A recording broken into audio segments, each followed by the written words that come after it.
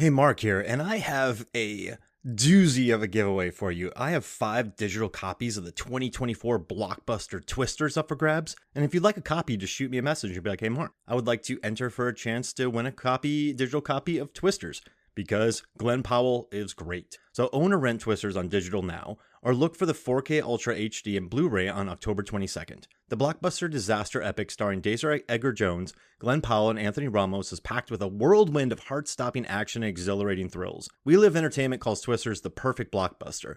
Watch at home now with over 1 hour of exclusive bonus content. This is a good one. Shoot me a message. Thanks.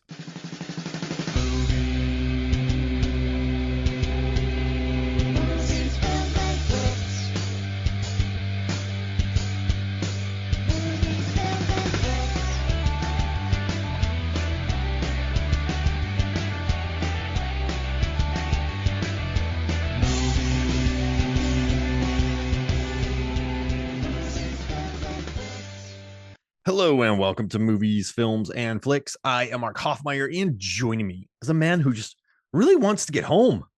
It's Joey Lewandowski. Hi, Mark. Thank you for having me back. After hours. We're doing it. After hours. We're doing it.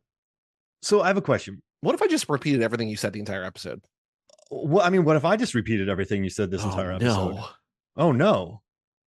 Oh, no. Oh, no. What's your question? Well, what was my question? Okay, so this is the question. Yeah. Like, in Scorsese's, so since you're the host of Too Fast, Too Forever, are you starting off right off the bat with lesser Scorsese? Is this where this goes? No. Like, where would so Fast and Furious, right? Yeah. What's the best and what's the worst? 5 is the best. Depends on who you ask, but probably Hobbs and Shaw is the worst. Okay, because it's not really a fast movie; it's a right. Hobbs and Shaw movie. That's why Quantum of Solace is my least favorite Bond movie, because it's not a Bond movie. So it's half a Bond. It's also half a Bond movie. So it's what, like, in After Hours terms, what Fast and Furious movie is After Hours in regards to Martin Scorsese's I think filmography? it's gotta be.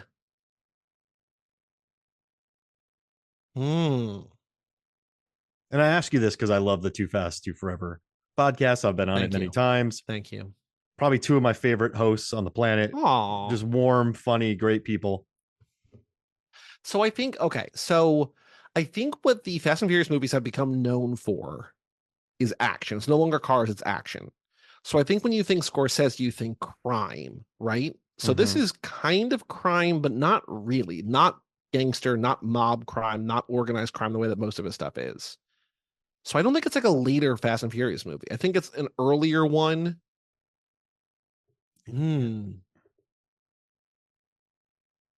Like, I don't think it's Fast and Furious.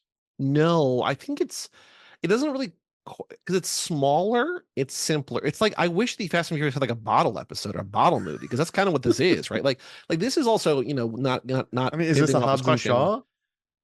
I don't think so. I think, like, this is my favorite kind of movie, which is like all in one night kind of thing. And like the Fast and Furious doesn't do that. They're like, what if we went to 12 countries and 5 continents over the span of like 3 weeks? It's just like, well, that's a lot. This is like, what if we were just in New York for like 45 minutes? Not 45 minutes, but you know what I mean? But like, okay, let's do this. Fast and Furious, the first one. What do you think? Like a month or 2, they're getting ready for it? Like that takes place over a decent chunk of time because they got to fix the cars. Because I think Brian's undercover for a while. Yeah. So Too Fast, Too Forever happens pretty quick. I mean, they hire him. He has to fly to California, gets Roman. They immediately get into it. A few days go by and it's over. Tokyo Drift, long. 4, like they're in Dominican Republic. Then they go to LA. 5, that's a long one. No, that's like a few weeks. 6, that one's pretty quick, actually. 6 is pretty quick. Yeah. 7. Yeah, there's a jump forward in time at the end with Paul saying goodbye to Paul. Yeah, that's true. 8 is once 8 gets going. Well, okay, maybe this is 8 because this is New York. There it is. 8. And also, like, once Dom turns heel, the rest of the movie is like, not real time, but like very close to real time. Yeah, there it is. It's just that like getting from Cuba to Germany to New York takes a while, but then once you're there, so this is the back half of Fate of Furious. That was great. I didn't plan on asking that question. It just hit me. See, when you were talking about answering question with questions, it just gave my brain time to like settle and think of a few good questions here. So this was good. I love this answer. Cool. That's a great one. Also, I was watching this movie after hours, and I went and looked at the transcript, and I logged a few things. So in this movie, he says either night or tonight 39 times because Okay. it's just So tonight. like every 3 minutes, every 2.5 minutes, basically. And then he says, Wait, "Are you saying all right?" he as in Griffin Dunne or anybody? Yeah, anybody. So it's Okay, just tonight. okay. Tonight's crazy. What's going on tonight? All right. It said 25 times. Are you all right? Why do you ask that? And then home 22 times. I just want to get home. Griffin Dunne doing his best Gene Wilder in this movie, which makes me very happy. But yeah, I just had to log those because for fandom, I've had to like figure out how many times people have mentioned MacGuffins. Like, where's the plutonium? Where's the plutonium? In the Fast and Furious, I counted all the times that people talk about cars. It's just Oppenheimer. I counted every time they mentioned time. No, like all Nolan movies, actually. For every Nolan film, loves time.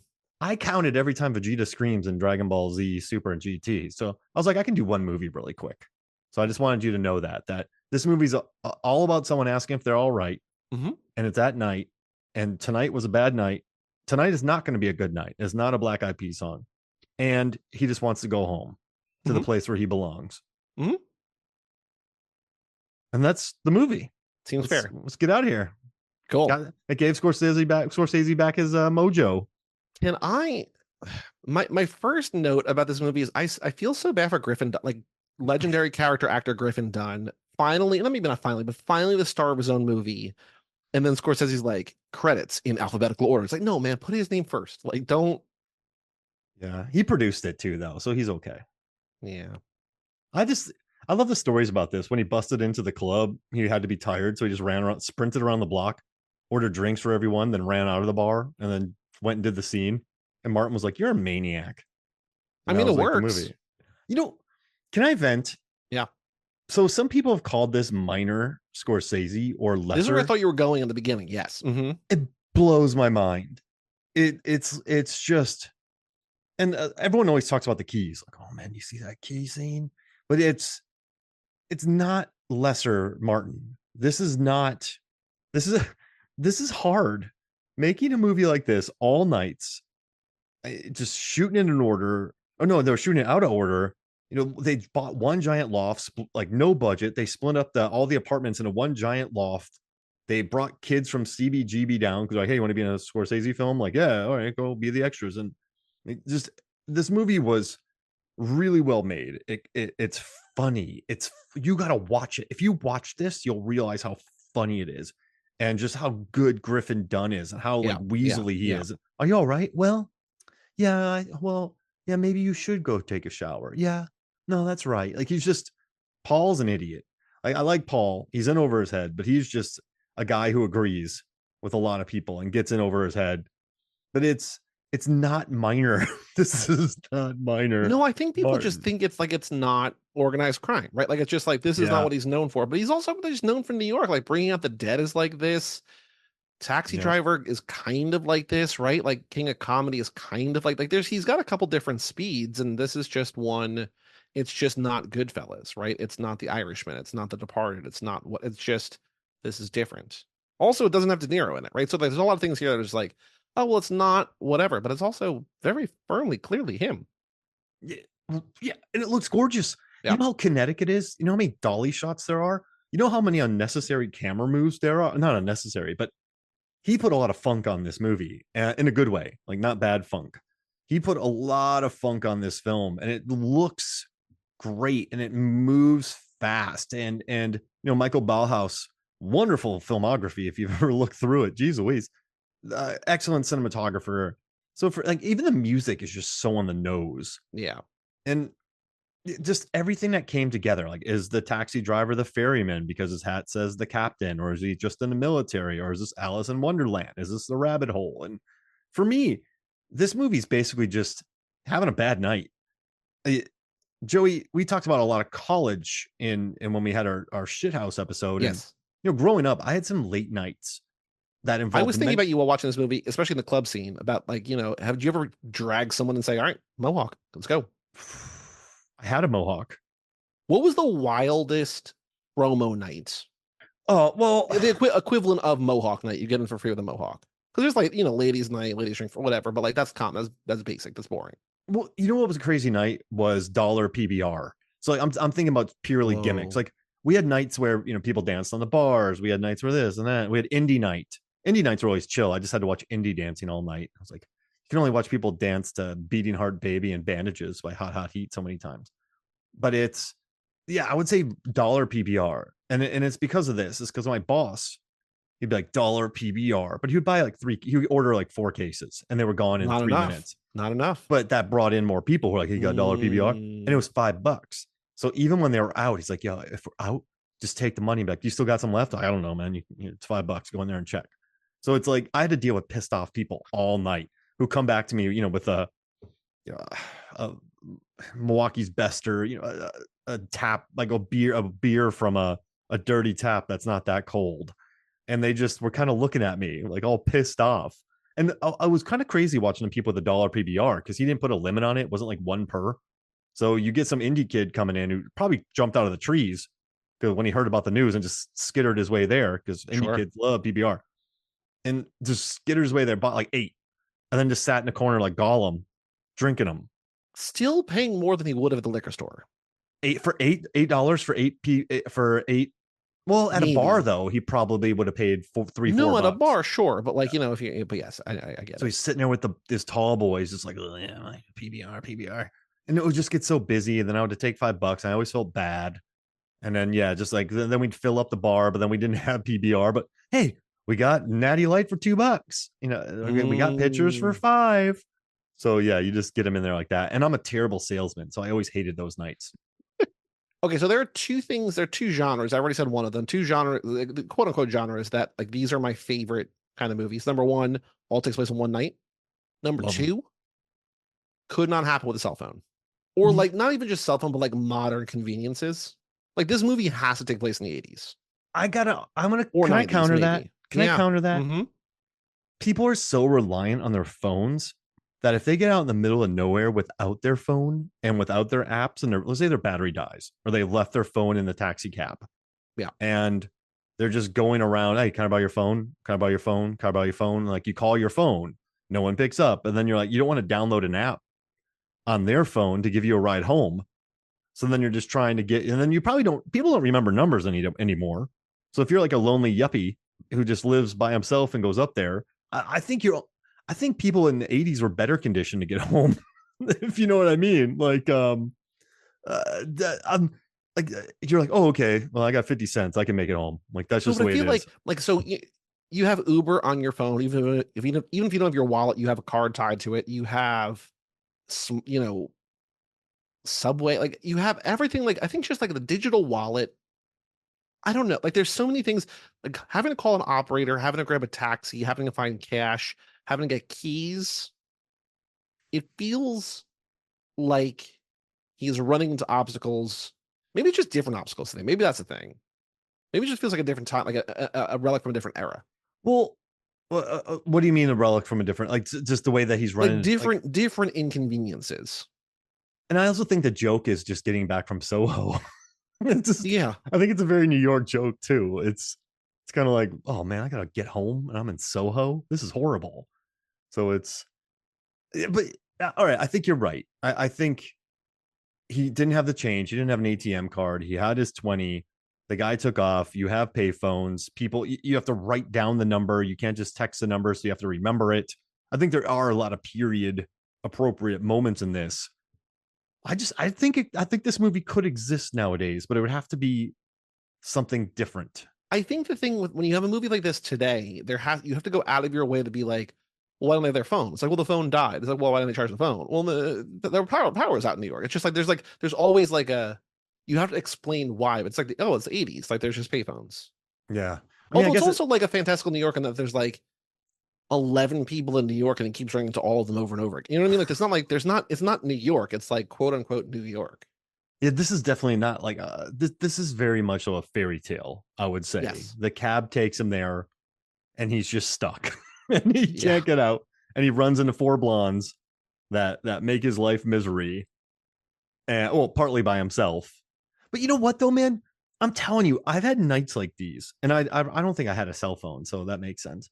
But I've had nights like these where you're just going from one weird thing to another, and they'll never ever leave me. I've had some strange nights, and you just keep bumping into people, and it feels like your night's getting weirder and weirder. But maybe if you took a step back and thought about it, as opposed to just being really tired and just exhausted and a little stressed out, it's fine.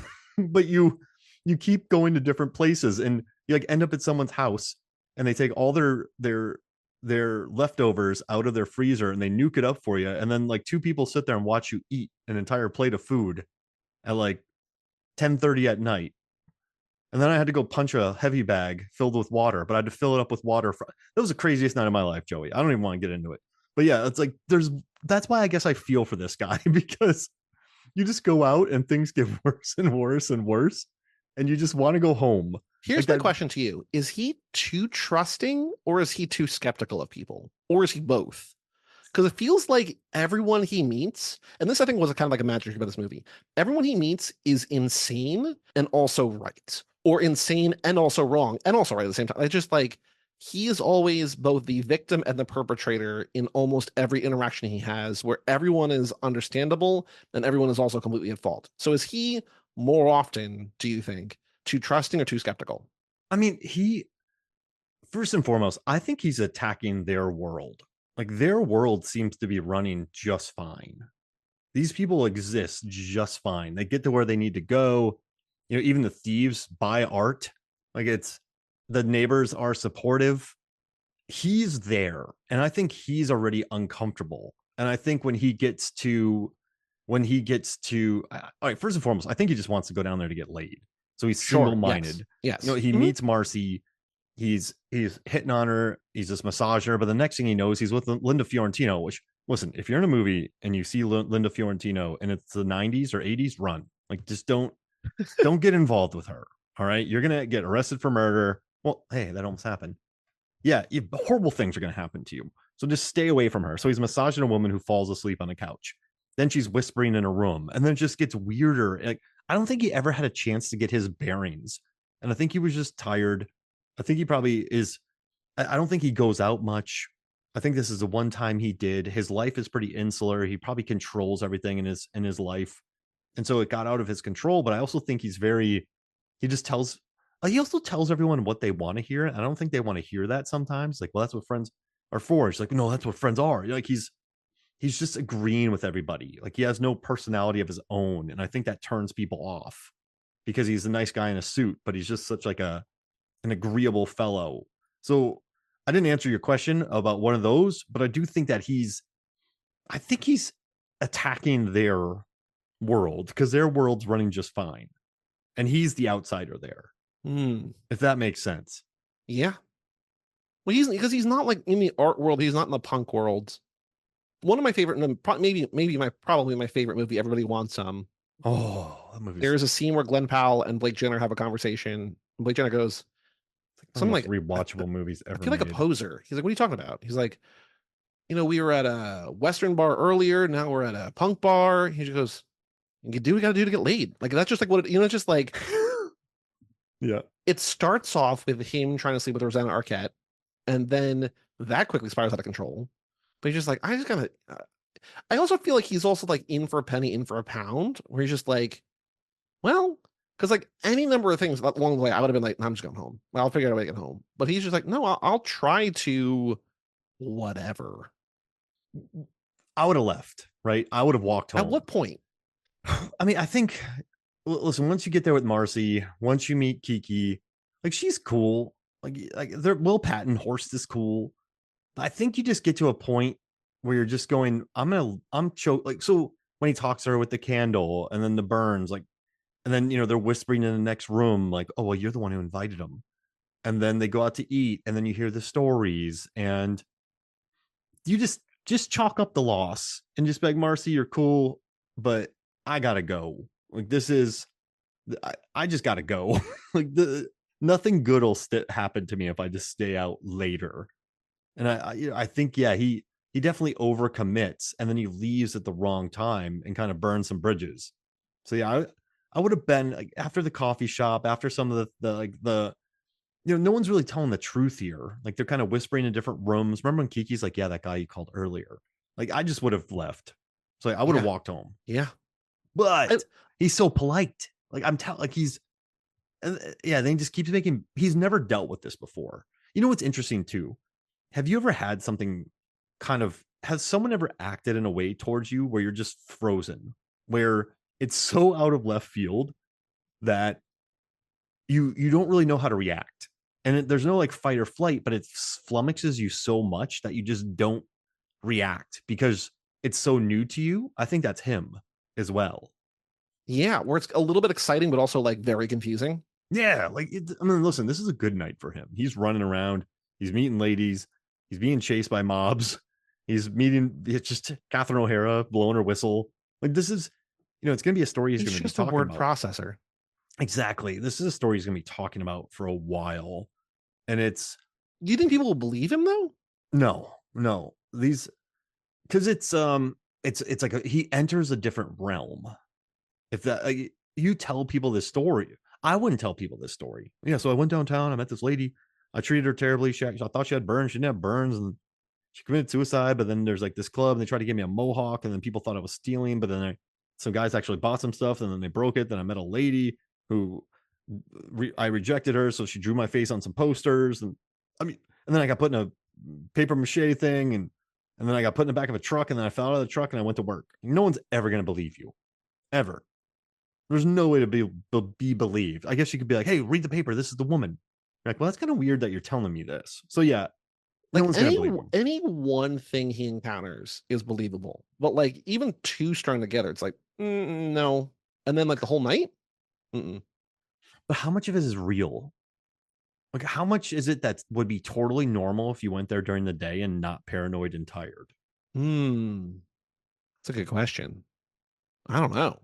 Because there are some things when you're exhausted and it's been late and you just want to go home. You're not gonna look at thing. It's yeah. I mean, this is very much like the Odyssey, I guess. But he's instead of going after his family, he's just trying to get back home.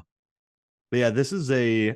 But that's why this movie rocks, man. This is Yeah. why Martin won Best Director at Cannes. Like this is why it won an Independent Spirit Award. This is a fun. You know what's nice too about it?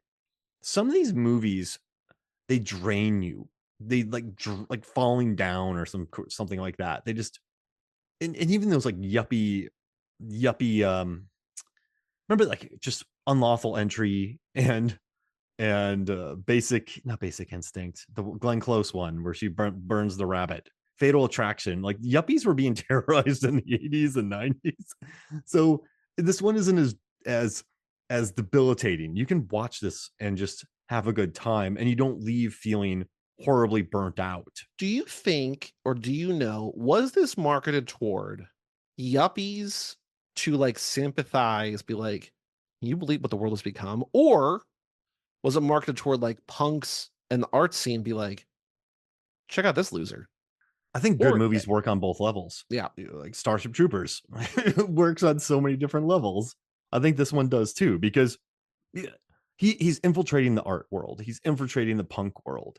And you could tell that, when I was working as a bouncer in an alt band, like an alt bar with a lot of indie kids, you could tell that kids who thought indie was cool, so they dressed up indie. But then you could tell the real indie kids that were legit indie and we're going to start swinging at things during a hardcore concert. Like you knew kind of who was a tourist in the world and who wasn't. And so, yeah, I think in that arts world, you have these people coming down, but also like, that people come and go in that world. So other people come and go. So it's just sort of yeah, I would say it works on both ways. Yeah. Because I don't know. I kind of love that though. People are like, I'm in New York. Well, you going to come over here? No. Like it's a nightmare getting people coming up to where I live. So, I mean, imagine a city where you got to hit 3 trains. No one's ever going to visit. I also feel like New Yorkers are like either wildly motivated to get places or just incredibly lazy to get places. Just like, no, I'm not going to Staten Island. I'm not going to Brooklyn. When they're out there in a hurry. In reverse, I'm not going to Manhattan. What I do like about this movie is that it's kind of like dark true romance where like a blonde Arquette lures a nerd in with her affinity toward nerdy stuff, either Henry Miller or Sister Street Fighter, and then changes his life forever. Or in this, just changes his life for a night. Paul's life has changed. Where's Paul going from here? He's going to take back to work, and he's going to take extra money with him. He might take a chain wallet. Oh, you think he's going to like practically live differently because of this night? I think so. He's never going to want to recreate this night. Have you ever had a terrible night and you're like, I'm not doing this again? Like, I need to fix this. Like, you know how many people kind of buy cheap things until the cheap things stop working? You're like, screw it. I'm just going to buy like something really nice. Yeah. And then that solves your problem. Like, I think he's going to get a chain wallet. He's going to have a little bit of extra cash when he goes out, or maybe some in his sock. He's probably going to check train fares on how much they are. Get a mohawk wig. I think, he's definitely going to reevaluate how he does things in the future. But he's not like Clarence Worley, where he's like going to wind up murdering people or almost getting murdered himself and dealing with organized crime. No. He'll just put money in his sock. That's all I'm saying when he goes out, just in case a TIS 20 flies out the window. But you know what? This is going to embolden him. I think this is better for him than worse, because this is a crazy night. It's a crazy night, but they say the more you see, the less you know. I think this is going to open him up a little bit to be like, okay, this was my world. I experienced that. There's more to this world. I don't think he's going to regress. I think he's going to join what Bronson Pinchot, and they're going to start the magazine for people who can't get, Wait, Bronson Pinchot also in True Romance. Yeah. Whoa. Also in I Don't Want to Be Here role in True Romance. Wow. Yeah, Lloyd. He and Lloyd are going to start a magazine, and it's going to fail horribly because they're publishing people's work that wouldn't get published. But hey, they're going to try. I think so. I think this is good for him. I mean, I don't think witnessing a woman's death is good for him. But I do think it's very funny that that when he sees the guy get shot at the end, like when he's just like, because it's almost like Rear Window, where just like crazy shit's happening. He just goes, I'll probably get blamed for that. Like just some woman like unloads a barrel after barrel into her, like just I don't know if it's her husband, I don't know who it is. Guy got shot like 5 or 6 times in the chest. We just see it through a window. And he just goes, I'll probably get blamed for that, and then just keeps walking. It's just like I think he is forever scarred by this night. And I think he's going to be a little bit less agreeable, because he always asks, are you all right? Are you this? And then when that woman comes in and she brings the monkeys in about Last Train to Clarksville, which is so on point. But then he's like, he kind of is a little bit passive aggressive towards her. And so I think he gets angry at Catherine O'Hara. I think it's going to change how he deals with people as well in regards to the, like, I'm going to have to think twice about this. Otherwise, they're going to put my face on posters and I'm going to get attacked by a mob. Do you think John Hughes loves this movie because he cast both Home Alone parents? Yeah, he had to have, because he loves days.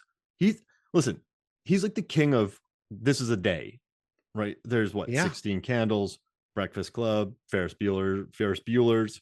I mean, Home Alone takes place over a few days. He's a day guy. Takes place over a day guy. So yeah, he definitely hired these parents for that, which makes me happy when I figure that out. I'm like, this is great. There's the movie. Oh, I gotta find it. Keep going. I'm gonna look up one movie that has like I had a similar train of thought, but keep going. I also said it, but I love that Linda Fiorentino's in this, because she's trouble. But in this one, she's not trouble. Like her and Will Patton are pretty decent people. I mean, she's dealing with Marcy because Marcy just broke up with, oh man, what's his name? John Hurt, Tom the bartender. So she's crashing there, bringing yuppies in at like 11:30. People put a lot of love into that key shot. It's a great key shot, and they put a lot of work into it, and it almost killed Griffin Dunne. And he would happily have been killed because they were working on a Scorsese film, which is pretty incredible. But yeah, a lot of focus has been on keys in this movie. But I like where we went about his life going to be better. Yeah. I mean, what Fast and Furious movie is this? Yeah. Have you seen the movie Thrashin' from 1 year after this, from 1996? No, Thrashin'? It's a Josh Brolin skateboarding movie. It's great. Man. But same way we're saying, John Hughes loves this movie. Sherilyn Fenn and Pamela Gidley, who plays Teresa Banks in Twin Peaks, like both of them were in this movie. And I'm just like, David Lynch probably saw Thrashin', which is like these two young actresses have it. and then cast them both in Twin Peaks. And I was just like, thinking about David Lynch watching an 80s skateboarding movie just made me happy. The same way that I like thinking about John Hughes watching this kind of movie, just like does feel like the kind of movie that he would be watching, but also maybe exactly would be watching. The boys then take their beef to the LA Massacre, a deadly skate race down a canyon road. You gotta see Thrashing, man. Thrashing's good. So it's like, is it like the R Airborne?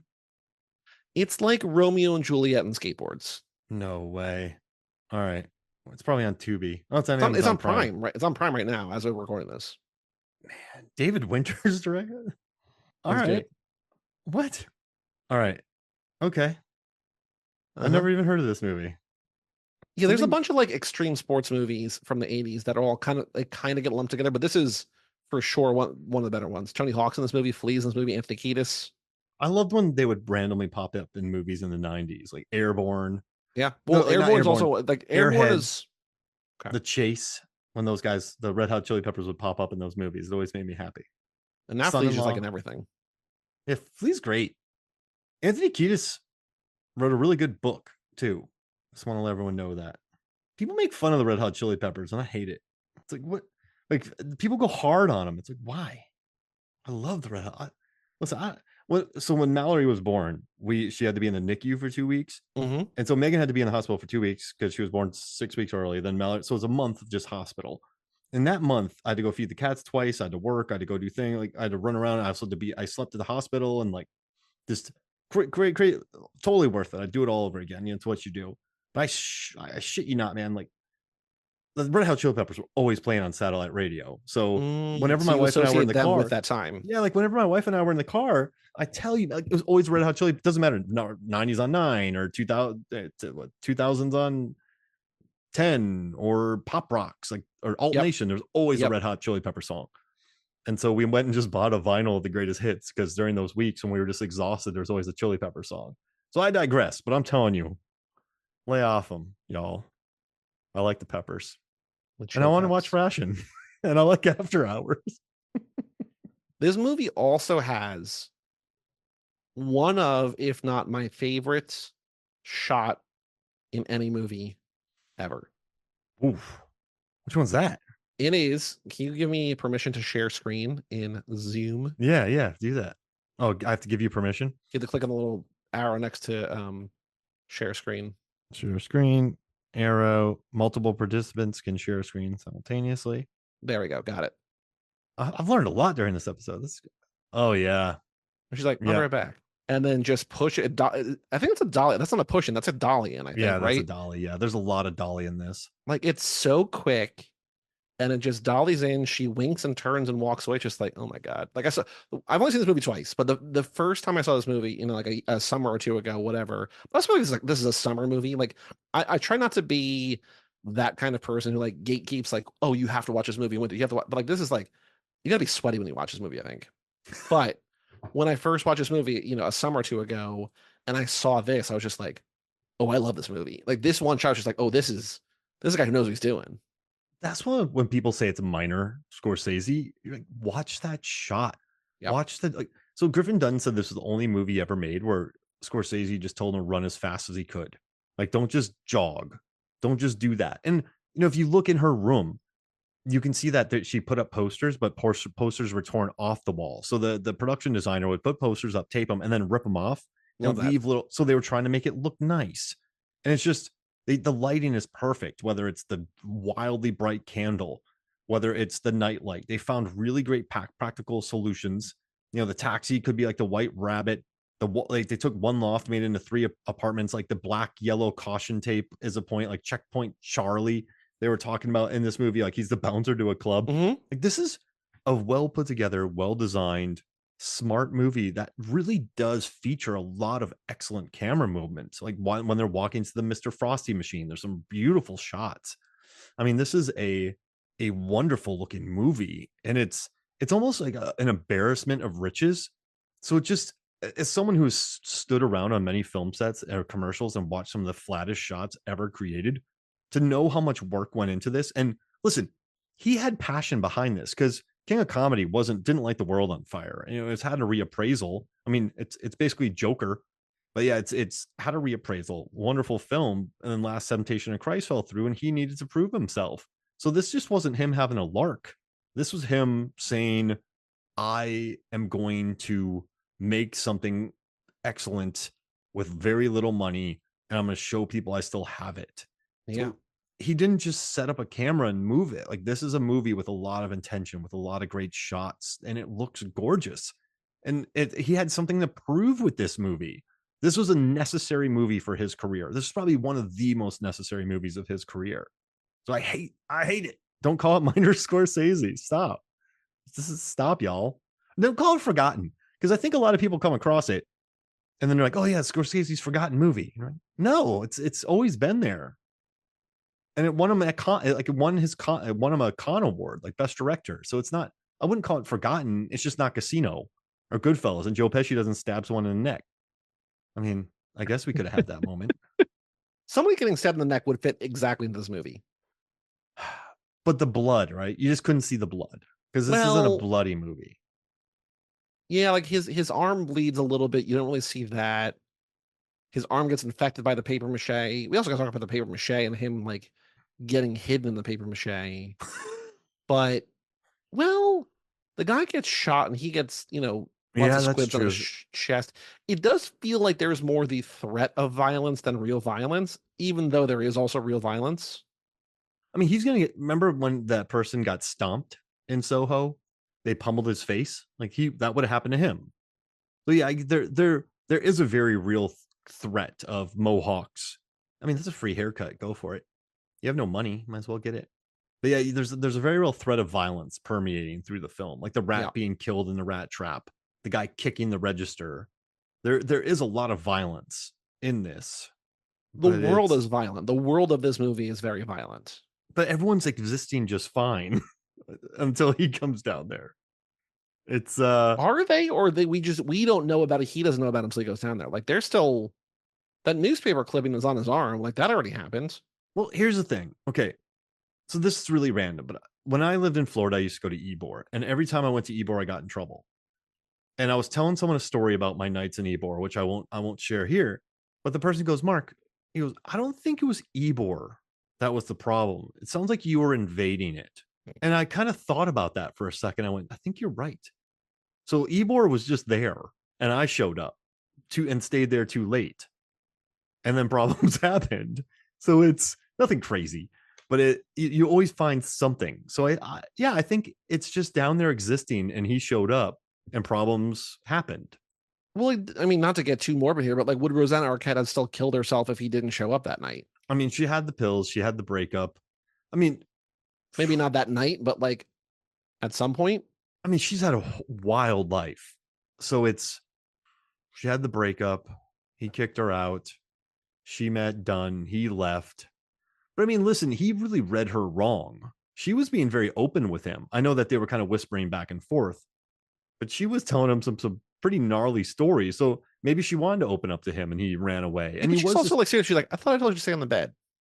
What? Oh yeah, that's true. There's like there's darkness there. Yeah, it's. I mean, I don't know enough about her mental health state, but yeah, I mean, it's when you're that deep in life, it's not just one catalyst. Like it's there. So yeah, it's in her for sure. But that, I guess, acted as the catalyst to do that. So I mean, but maybe someone would have been there and hadn't gone to the club. Maybe it wouldn't have been so late. There's just so many factors going on. And I mean, listen, Miss Beehive 66 was going to get into trouble regardless. She wasn't happy. That lady would have, like put someone in paper mache. Undoubtedly, Cheech and Chong still would have been stealing stuff. It's so it would have been fine though. It would have existed like it was, and then that guy shows up. Every movie, there's always an outsider who shows up, then problems happened. Well, I mean, that's like the point of a movie. But that's the point of the movie, right? Like it's you're injecting an outsider into a stasis and seeing what happens. Yeah. Well, this is very much not a stasis. This is like something that's bubbling. And it's just like, well, we're going to turn the temperature up a little bit. Yeah. I think it's a good movie. I think there's no answer there. What do you think? I think most of the stuff would have happened eventually. I think he probably speeds it up a little bit, but I also really like the guys who just like the characters in this world who just exist and tolerate like the diner owner who's like, "You're not just coming to the Yeah. bathroom, are you?" He's like, "No, I'm gonna eat." He's like, "All right, cool." And then he comes out of the bathroom, he's like, "I'll set you up over there." And then he orders the food and he leaves. And then when he comes back in, the guy like puts it down. Like it's just That's a great he's like, moment. "You're not gonna beat me. Like I'm going to make sure that you give me your like whatever a cheeseburger and a coffee cost in 1985, $4. Yep. He's not going to pay that back. He Nope. ducks out. But it's But he will go back to that diner at some point, and the guy will get his money. he's not. You think he's going back to Soho? I would imagine this guy tries to recapture the glory. Like he's stuck at his word processing job and just like, let me try it again. And now that I know what to do, another after hours. Another after hours 2, after I was just trying to do like 48 hours into another another 48 40. hours. Oh yeah, that's a good one.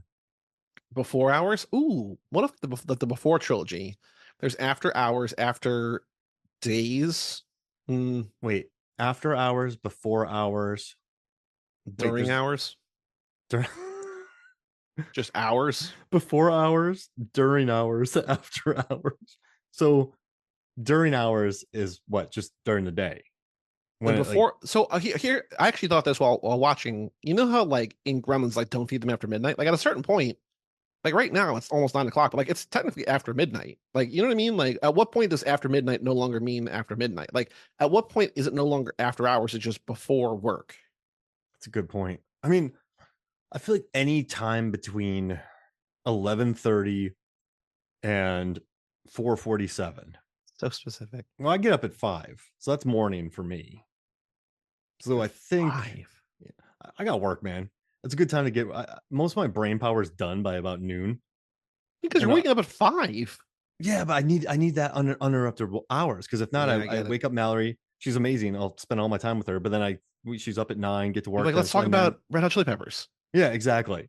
So yeah, it's like 9:30, and then my day, and then we pick her up later on. So yeah, I need that time to get work done. So like it's needed. And then because I want to spend time with her, I don't want to be working all day. So you just you make those sacrifices. But yeah, I would say that's after hours. And then like okay, so let's say a club closes at 2. You and your buddies still want to go roll, and so you go eat. You go to like a Waffle House. Pray first, just in case. You get there 2:30, you eat till like 3:30, you get home 4:15. That's there we go, 4:15. That's my after hours. So 4:16 a.m.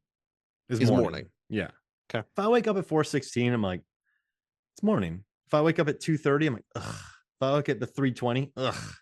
But that like if I wake up at 4, I'm kind of annoyed. But at 4:16, I guess like, the question is like, how much before your alarm are you like, I'll get up? no, I get up. I pretty much just get up at 5. So even if you like roll over and look at the alarm clock or whatever, it's like 4:50. I'll go back to sleep for another 10 minutes. Okay. Yeah. I'm not that guy that's like, well, I'm up. Like so basically what happens is this. When the alarm goes, I have to immediately put my feet on the ground and get out of bed. Okay. Because if not, I'll just be like, oh, then I wake up at 6. Yep. And I'm like, crap. So I've conditioned myself to, because on the film industry too, you get 3 hours of sleep. So you're just like, get up, get up, get up, get up. Like that's your life. Like get up. So yeah, I have no problem getting up. And I have no problem going back to sleep. Unless I've watched a horror movie or something. Do you Like ever, and this Barbarian. has nothing to do with after hours. So sometimes like, sometimes like you wake up and you're like, I'm still tired. Like, I don't know why I even want to, like, it just like it doesn't work. Sometimes like recently, like I go to bed at 11. I'll wake up and be like, wow, that was a good night's sleep. And I look at the clock, it was like 12:15. Like I was asleep for like an hour. I'm like, how, what? Then I go back to sleep and I'm just like, I wonder if I could like, how much time I could buy off that like one perfect sleep cycle. You'll be regretting it by about 3. Oh, I know. I'm not trying it, but I just want, Yeah. I wonder. That's a good question. It's sometimes I do wake up really early and I feel pretty good. But then I just go back to sleep. Because then I get up around 5. It does feel like you're like buying time or something, right? You're just like, ooh, I found extra time. Like I'm rested now, but like I get to sleep some more. And Although also too, maybe oh, sorry, go for it. no, I was just saying like maybe buying time would be like getting up early, but like maybe selling time. I don't know. I don't know. I love waking up around 2 because then I'm like, I get 3 more hours of sleep.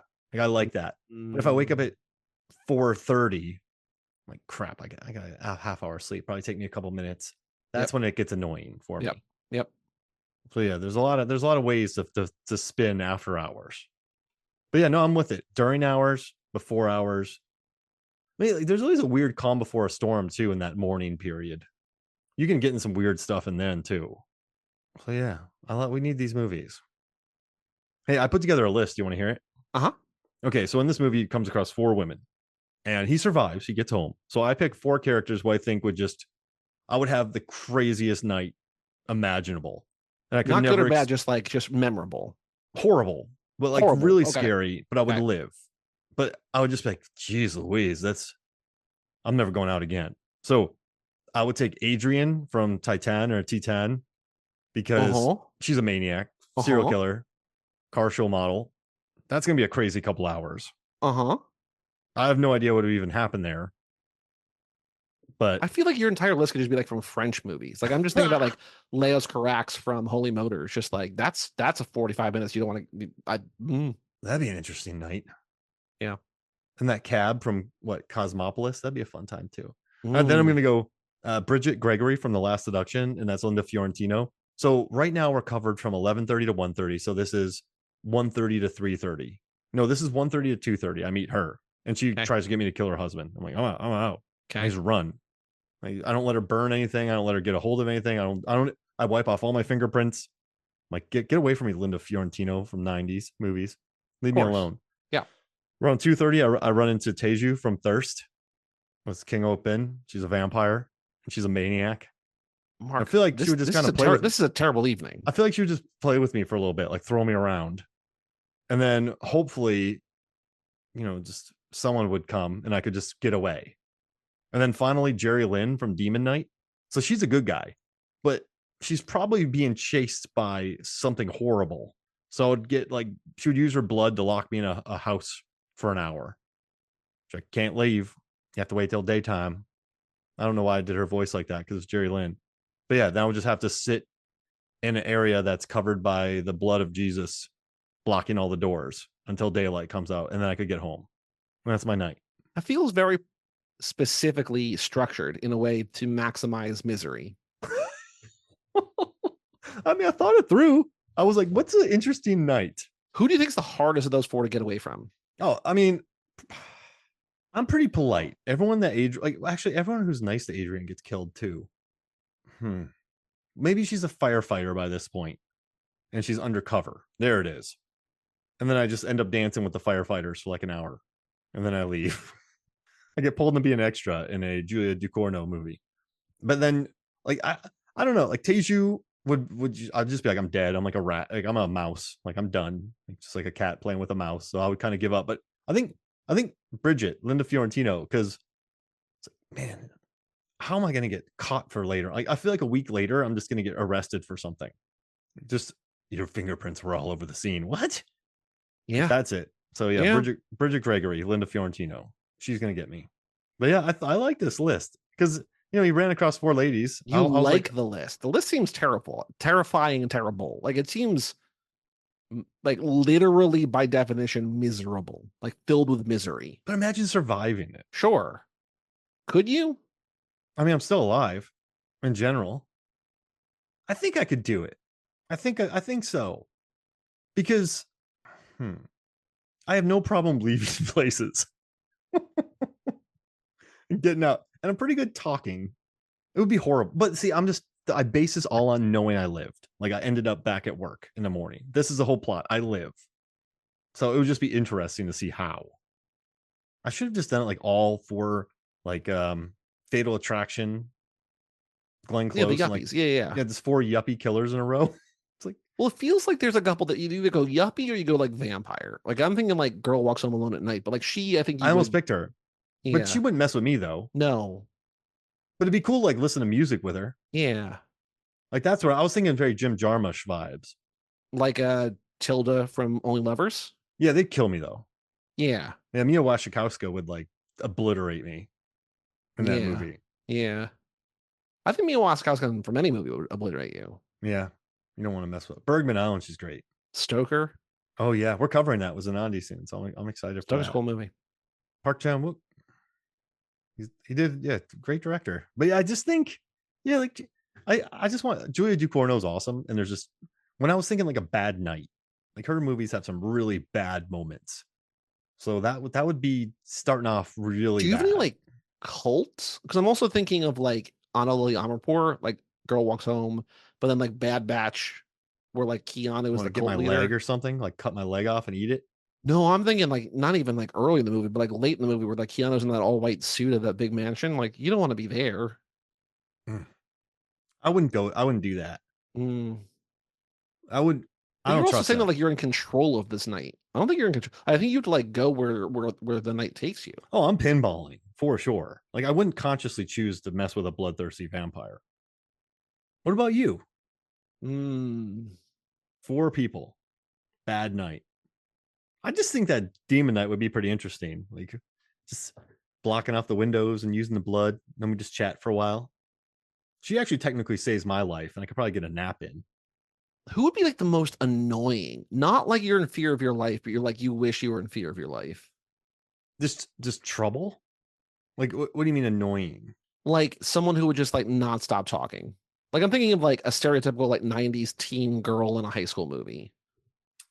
Let's see, 1990s teen movies. Look, you know who I would love to meet, but also would be terrified of is Dan Stevens as quote unquote David in The Guest. He'd be scared to run into because you're like, what you got going on? He just shoots some people. Like he would snap some arms. What about from the faculty, that undercover alien lady? I haven't seen that in a long time. Oh, okay. But I know like anything about the faculty, I would not want to cross paths with in the middle of the night. What about one of those like Jawbreakers, Rose McGowan, where they're just talking hyper stylized That's what I dialogue? mean, like a Valley Girl, right? Like a It's not like to like stereotype Valley Girls like in real life, but in terms of like how movies have portrayed them. this is really random. I love Yeah. Juno, but imagine being stuck with Juno for 2 hours with that language. Oh, stuck like in a Diablo Cody movie from the early But 2000s. but I love Lisa Frankenstein. I Tully's really good. We did an episode on young Jennifer's Body's adult. good. Yeah, They're all Jennifer. good. We've done. I've covered most of these I movies. liked So like, Paradise. oh yeah, it's like I dig her stuff. But imagine being stuck with Juno and hearing that dialogue for 2 hours. They're like really Ooh. on the nose one. I mean, it was Academy Award nominated, but this is years later. I'm trying to think of like who else I would not want to cross paths with. You know, I mentioned Twin Peaks earlier. Any incarnation of Bob, the spirit, would be bad. Bob. Bob's like the long-haired kind of wolf man who inhabits bodies and is what who actually killed Laura. Oh yeah. Oh gosh, yeah. Black Wait, you Phillip. no, don't be stuck with him. That's bad. Bob or Black Phillip? Both. Bob? Oh, that's bad. Yeah, I would not want that. Dennis Hopper from Blue Valentine. You go drink some You could just like PBR. go in any Lynch movie and grab 4 people, right? Like any Yeah. the creature behind Winkies. Oh god. Ah! So what's up? Oh man. What about one Yeah, of the like characters that from you spend like an hour behind that diner with that guy. You're like, I don't want to be here. one of the Empire Records characters? Tweeter from Varsity Blues. He'd be fun. What about Matthew Broderick from Election? He's Oh, terrible. what about like the wrong kind of Kevin Smith character? Oh no. Like an aggressive, nerdy bro. No, thank you. I'll take my chance with a vampire. So who you got? Who are these people? I got Oh, you know Bob from what? Twin Peaks. I got No, Black, wait. I got Black I have a Phillip. different mission for you. You're picking Okay. 4 characters from Scorsese's filmography. Oh, that I don't want to be stuck with? Yeah. No, you are. And you're going to meet 4 of them in one night. And you can't, you have to pick 4 of them. Like, you don't Okay. want Joe Pesci from Goodfellas. I'll take Beehive 66 in this movie to make sure this movie is represented. I don't want to run into her. She seems unhinged. Yeah. Pupkin is where I was going next, number 2. I would say, oh, I had a third. Oh, what about late stage LaMotta from Raging Bull? Whew. I was thinking Jordan Belfort. Oh man, you'd be on like a jet ski, yacked out of your brain. It could be cool. It probably like I would not jive. And then What about one of the accents from The Aviator? what Like about you're just, Judas? Winona Ryder from Age of Innocence would play you pretty good too. What about Harvey Keitel from Taxi Driver? Just like 4 Harvey Keitel characters. Just be like, no, I don't want to run Mean into any of you. Streets, Taxi Driver. You can toss in his Jake Bad Lieutenant character. I'm seeing Mean Street for the first time this Thursday in the theater, which I'm very excited about. Cape. Oh man, you're not Daniel. Like, oh, that'd be bad news. Hanging out with Max. What about Michael Jackson in as Daryl in the Bad music video? Yeah. Could be bad. What about Andrew Garfield from Silence? Just even that movie's good, man. I don't know why people. I don't know why that movie's very expensive, and the studio that made it probably regrets it, but I enjoy it. Feels wild that was in theaters. I saw that in theaters. That's a movie that should put you in director's jail. Where I love it, and the book is good, and it has a very important message, but 6 people are going to watch it. Mm-hmm. Who? What? Don't give someone $100 million for that. Stop it. It's just, you know what? You and I did an episode about Babylon, and I really like that movie. But I'm kind of happy that Damien. We're going to talk about this later on in a future episode about director jail. But I think Damien Chazelle's director's jail did him good, because as much as I love Babylon, I do think it was irresponsible to take that much money to make that long of a film about that niche of a type of, like, just, it's not even his focus. Like, he just made a 3-hour long ensemble piece that doesn't go as extreme as it should, but still goes extreme, but it's still really good. And I like it. And I have a big laugh at it. And I love this. I love it, but I would never have given him $80 million to make that. So no, it's insane. I love it. Him taking time off was good. Like, listen, man, you were pretty irresponsible there. And you need to think about this for a little bit, and then we'll let you back in. You're too talented to keep you out. But come on, man. Come on. Just 80 mil, bro. A lot of money. A lot of money. Yeah. I know I know it goes off. Well, he was in a bit of director's jail for this. He had to prove himself. So maybe people can learn from that and get out of director's jail like Scorsese did. This was good. What was your first Scorsese film? What's your history with him? Ooh, this is a very good question. Because I basically didn't watch any movies until I was in college, which seems crazy, but is also largely true. And then when I was in college, I was like, let me watch every movie that's ever been made. That's good, which was overwhelming and depressing. So what was your first one of his? I'm looking. I have a log before Letterboxd. I have a Google. The one that I saw first in theaters was The Departed. I know that. That was your first Scorsese film? In theaters. Wow. Man, this guy is such a great. There's still like a handful that I have not seen that I should see that I haven't seen. It was Goodfellas for me.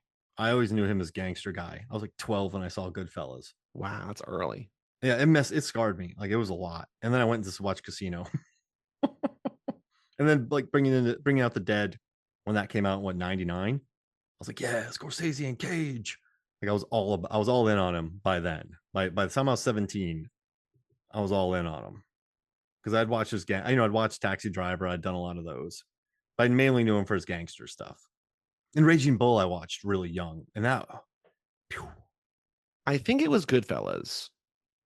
So for the first time in a row, over the course of some week or something, I saw for the first time Chinatown, without skipping movies, Chinatown, Goodfellas, Raising Arizona, Clockwork Orange. Those 4 movies in a row that I'd never seen before. That's a good run. And then like it up a little bit. A little bit later, I saw Taxi Driver, and a little bit later there was another one I saw around that time. But yeah, I think it was Goodfellas. Nice. I mean, whenever you started, yeah. I just watched everything as a kid. But I remember that was a lot. I still have that, like, them making spaghetti in their kitchen and the helicopters over their thing at the end of it burnt in my memory from when I was a kid. I'm like, this is taking me to hell. I remember feeling like, but yeah. You want to hear something? Yeah. So if I was Michael Ballhaus, we'll get out of here. I know I got to get you out of here soon. You're tired. But if he is a crazy, crazy CV. And so if I had to pick 5 of his movies, so Mark, you shot 5 movies. Which 5 movies did you shoot? And I could only use movies from his filmography. I would pick first and foremost Bram Stoker's Dracula. Like just right off the bat. Like I shot that movie. Then I would do Goodfellas because I could be like, oh, that Steadicam shot. And then I would take Broadcast News, Oscar nominated, gorgeous, hilarious movie. I would take After Hours just because it's so beautiful and it's so much fun. And then just to mess with people, I would either take Uptown Girls or What About Bob? I would take Uptown Girls. So Mark, what 5 movies did you shoot? Yeah, I shot Bram Stoker's Dracula, Broadcast News, Goodfellas, After Hours, and Uptown Girl. Just really throw them off. Those are the 5 I would pick. It's so like he's got such a weird filmography where it's like mostly Scorsese, and then there's like a left turn where it's like The Legend of Bagger Vance. Like I know What that about Bob? I know that like sometimes people just take jobs for the money, but it's like I'm Scorsese's guy and also a Wild Wild West. It's so weird. It's But also gorgeous. like that's like I feel like cinematographers and like composers and stuff are just like this is just what you get. If someone walked up to me and like, what, Mark, I would pick 3 to be serious. Bram Stoker's Dracula, Goodfellas, and he had another one in there that's absolutely gorgeous. And Bram Stoker's Dracula. I mean, Age of Innocence is like one of the most sumptuous, gorgeous films ever made. But I would do Broadcast News, Goodfellas, and Dracula. I love The Color of Money. I would have The Color of Money in there. Yeah, it's a great looking film. I just can't get over his hair in that movie, Tom Cruise. Yeah, but such a weird thing to say. But or, you know, he shot Under the Cherry Moon. And What About Bob? Yeah, I mean, he's gorgeous movies. I just think Dracula is one of the finest Sure, yeah. examples. Like, and then Goodfellas too. Like, you shot good. Mark, you filmed Goodfellas. How were you? You were 2? No, you were 7. I was precocious. That's what I'll tell people. I was 9 I was probably 8 when I started shooting Bram Stoker's Dracula. And then I just took all that expertise and I shot Wild Wild West when I was 17. That'd be a crazy story. I think everything you just said in the last 90 seconds, like if any of that was true, would be crazy. Like the Oscars, like nominated for cinematographer for Bram Stoker's Dracula. This 2.5-year-old. This 10-year-old with like a mullet. Like the cheapest tux ever. Yeah. And Coppola's like, he just felt right. He just felt right. I know that like sometimes like, really young kids get nominated for acting and stuff, but like imagine if like a 10-year-old was nominated for cinematography, be like, hold on, what? I would love the behind the scenes. Like I have a cigarette in my mouth and a coffee, and I'm like, yeah, give me the 35. Like, Jeff, get off the dolly. That doesn't look level. Fix the track. As your voice is squeaking as you're going through puberty. Hey, fix the track. Hey, Billy. Hey, where's my dolly grip? Get better, but hit the timing better. Where's my focus puller? This is the next movie Scorsese is gonna do. Kid DP, cinematographer. Baby? Yeah. As a kid, I suppose a boss baby. It's a deep cinematographer baby. Yeah. That should be Tarantino's last movie. Listen, how am I supposed to spoot this? Hey, Sergio, how am I supposed to do this here, man? When the explosion's going off. That's his little kid just yelling. I would watch the hell out of that movie. What do we got? Kodak film? How much we have to shoot? Time. Would you rather watch that movie or a movie that kid makes? I'd watch the movie with the kid, but it would have to be as earnest as possible. So you don't want to see what this kid's talent level is. You want to see on a movie about him. Like, so I'm talking about this movie coming up soon. Oh man, what's it called? It has a bunch of zombie Nazis in it. And it's a lot of Overlord. And it's they play it very seriously. I like it a lot. And there's no winking. Like there could be no winking. No, the movie like surprisingly becomes a horror movie. Like if you don't know what it is, you're like, wait, hold on. What is it? What's going on? It's just like a beautiful B movie. But this kid, it would have to be totally normal.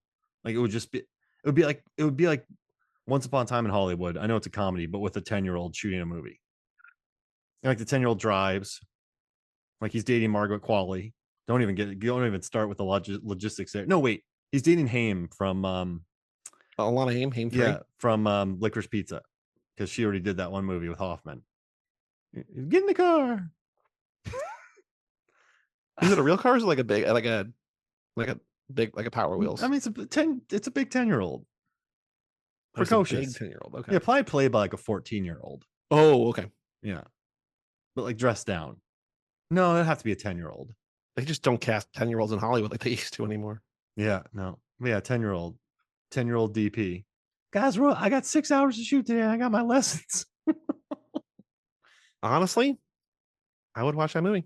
You know what? If I was a kid DP, I'd be like, listen, just tutor me while we're doing this. Like, look at this lens. It's 35 millimeter. We're planning the amount of track, and I got to figure out the focus pull with the math. Like, that's like just figuring out the lenses and all the numbers here and where to pull and how much track we need. I'm doing math. Like, this is class. And I'm doing geography. I'm doing production design, science. Like, how much light is hitting the meter? Okay, we need another 2%. Done. Tutoring is over. Why isn't this not only a movie? Why isn't this happening? Like, why aren't more 10-year-old cinematographers? All right, let's get you out of here, man. Can you imagine, like, if, cause like I've been trying like on Too Fast, like I do, director, writer, producer, whatever. I also been doing cinematographer because like a lot of the people cross over. I'm also trying to like, up the game a little bit, be like, so Joe, like this cinematographer, this was the first movie, but he was also in 3rd grade when he shot the like, what? Hold on, what? I don't know. So House, right? He brought in his daughter because he had seen the horrors of World War II, and he felt like his imagination was gone because he became such a realist and he was so broken. So he brought in his daughter to bring in the really fanciful elements of House 1977, which influenced Evil Dead, and it's a gorgeous Japanese horror film. So maybe someone's like, I need a 10-year-old for that eye. I'm too jaded. All these guys they're like, we can't do that, boss. We can't do it. That's just not the way it is. Like, poor Terrence Malick, like that, everyone quit on him. So I need a 10-year-old. I need that imagination. Go get me one. A 10-year-old DP. Done. It'd be so good. It would be so good. Or terrible. But that's also like, that's the through line of After Hours. Is like, is this a good experience or bad experience? I don't know, but it's an experience, right? Like, would 10-year-old DP be good or bad? I don't know, but it'd be an experience. I think a 10-year-old DP could do all right on a Wes Anderson film because Wes Anderson's so detailed. He's like, I need 50 yards. You're shooting this. I need a focus puller. So like the baby can't just go full Terrence Malick, 10-year-old kid. Like you need the kid would need to shoot a movie that's very rigid. The look is very rigid. Like it can't be Tom Cruise moving around everywhere. The kid would need a nap and a juice box. It would just need to be a very controlled set. So the kid shot in a violent nature. Because like I could follow this guy through the woods for 45 minutes. That's fine. on a helmet cam. So he's not too short. Oh, imagine that movie from a literal different POV, just like about 3 feet lower down. Now here's the thing. A lot of DPs don't all carry their steady cams. There's a lot of steady cam operators. So the kid would just be at a monitor, and kids just love being at their monitors now anyway. So just give them an iPad with these kids. Yeah, give them an iPad and just have them follow around. He's like, just instead of watching Bluey, they're watching this guy murder people. Yeah, a little to the left. I want this kid hands on though. Got it. Yeah, just swearing and cussing and spitting. Yeah. You know what would be funny? So let's say they shot The Age of Innocence, right? This kid shot The Age of Innocence. The kid would need like a Reservoir Dogs shirt and a what came out and like an Action Jackson hat to show that the kid had actually worked on those movies, because people on set show that they've been around for a long time by just wearing all the swag from other sets. Like it was like a big pull when a guy had a Waterworld sweater one time. You're like, oh, it's like 20 years ago. So the kid's like wearing stuff from years ago that he worked on, or they worked on, but they're like, they have hats from 5 years ago, which technically means they're 5 years old on that shoot. That would be like the ultimate street cred. You think this is impressive? I was working on Back to the Future 2 when I was 4. Props. Yeah. All right, let's get you out of here, Joey. Where can people find you? every Tuesday, Too Fast, Too Forever, which you mentioned earlier, Fast and Furious movies. We alternate 3 different types. We do Fast and Furious movies, we do pit stops, which are related movies, and we do just news about the Fast and Furious and catching up on our lives, chit chat, whatever. So every Tuesday, one of those. And then every other Thursday, if you like books, if books are more your thing, even though you're listening to a movie podcast, How to Win the Lottery every other Thursday, where we do a book club podcast. Email in about any book you've ever read. We'll talk about it in the air. Any book? Any book.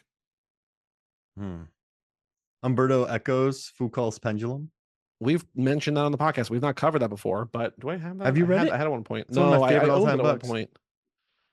Because we are going to do House of Leaves, and I feel like that's in the sort of like oeuvre, kind of, sort of as that. Maybe I don't know, but we've mentioned Echo on the podcast for sure. It's one of my favorite books of all time.